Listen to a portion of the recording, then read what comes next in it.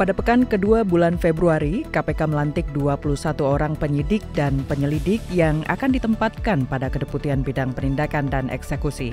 Hadir dalam pelantikan tersebut pimpinan KPK Johanis Tanak dan Alexander Marwata. Penambahan personel baru ini diharapkan menambah kapasitas organisasi, khususnya dalam tugas penegakan hukum tindak pidana korupsi.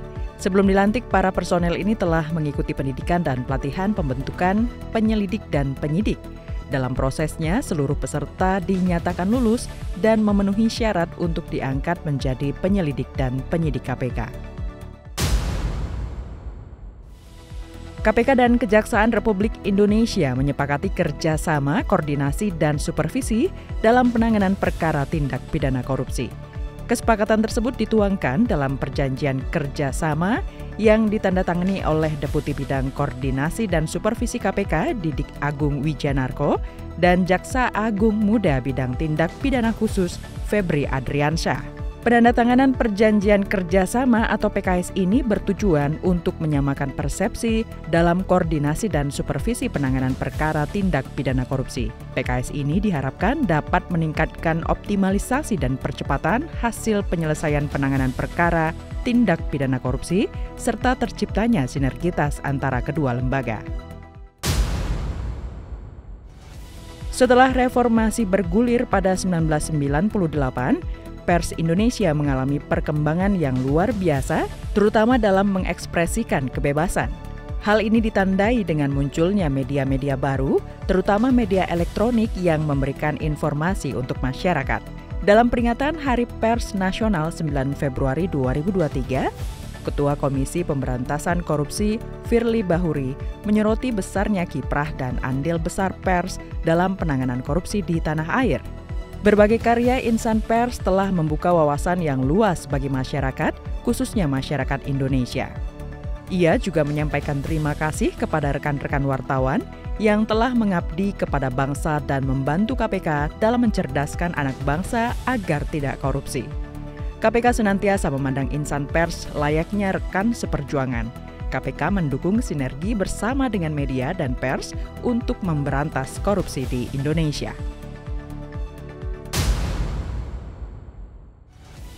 Tren Indeks Persepsi Korupsi atau IPK Indonesia mengalami fluktuasi dalam beberapa tahun terakhir, di mana angka tertinggi yang pernah didapat ialah 40 pada tahun 2019 dan terendah pada tahun 2012-2013 dengan skor 32.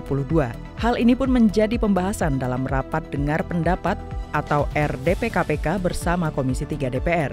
Ketua KPK Firly Bahuri menjelaskan penurunan angka IPK 2022 bersumber dari 3 indikator utama. Pertama, Political Risk Service PRS International Country Risk Guide.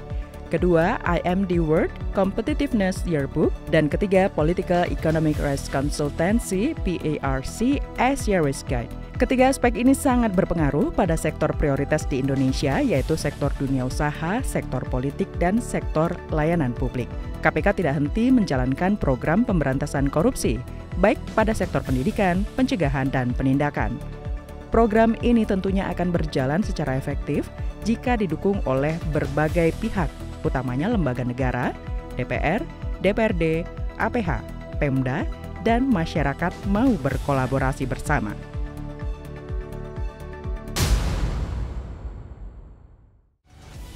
Demikian kegiatan Komisi Pemberantasan Korupsi pada pekan kedua bulan Februari tahun 2023 yang terangkum dalam KPK 24 jam. Salam anti korupsi. Ayo, segera laporkan LHKPN sebelum tanggal 31 Maret 2023. Para wajib LHKPN wajib menyetorkan laporan harta kekayaan penyelenggara negara atau LHKPN setiap tahunnya ke KPK. Informasi lebih lanjut, kunjungi ilhkpn.kpk.go.id atau kontak center 198.